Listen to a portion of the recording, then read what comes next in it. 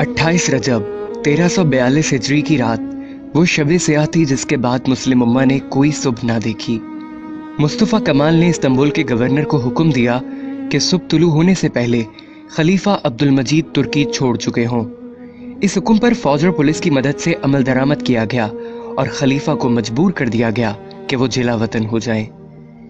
3 मार्च 1924 को सुबह ये ऐलान किया गया कि अजीम कौमी असम्बली ने खिलाफत के खात्मे और मजहब के दुनिया से अलहदगी के कानून की मंजूरी दे दी।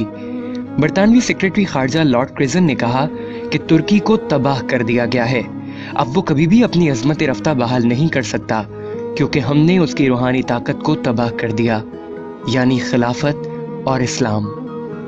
खिलाफत के खात्मे के बाद उम्मत की हालत ऐसी हो गई जैसे परवरिश तलब बच्चा अपने वालिदैन के साए से महरूम हो जाए और खुदगर्ज दुनिया में अपनी बका की जंग लड़ने के लिए तन्हा रह जाए। खिलाफत के खात्मे के साथ ही इस्तेमारी कुफार भूखे भेड़ियों और गिद्धों की तरह इस उम्मत पर हमलावर हो गए। उन्होंने इस उम्मत का खून चूसने के लिए एक दूसरे से लड़ने से भी गुरेज न किया। इस्लामी शरीयत को मुअत्तल कर दिया गया। सरजमीन खिलाफत को छोटी छोटी रियासतों में तकसीम कर दिया गया और हर रियासत को अपना आइन, कानून, कौमियत और झंडा देकर तकसीम कर दिया गया।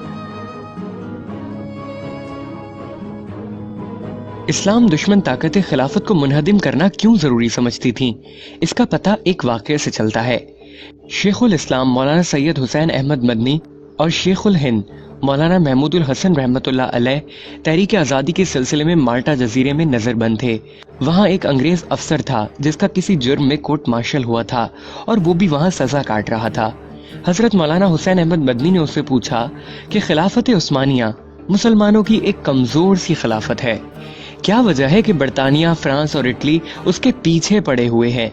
हम मुसलमान उस नाम की खिलाफत से अकीदत रखते हैं, लेकिन सारा यूरोप उसको खत्म करने की कोशिश कर रहा है। तुम्हें खिलाफत तुर्किया से क्या खतरा है? उसने कहा, मौलाना आपका सवाल इस कदर सादा नहीं जिस सादगी से आप पूछ रहे हैं। याद रखिए, खिलाफत उस्मानिया एक कमजोर सी खिलाफत है, मगर कुस्तुनतुनिया में बैठा हुआ खलीफा आज भी किसी गैर मुस्लिम मुल्क के खिलाफ ऐलान जंग कर दे तो मराकश से लेकर इंडोनेशिया तक मुसलमान नौजवानों की भर्ती शुरू हो जाएगी। सारा यूरोप इन 2 लफ्जों यानी खिलाफत और जिहाद से कांपता है। यूरोप के तमाम ममालिक मुत्तहिद होकर इन 2 लफ्जों की कुव्वत को खत्म करना चाहते हैं और उन्होंने ये कर दिखाया है।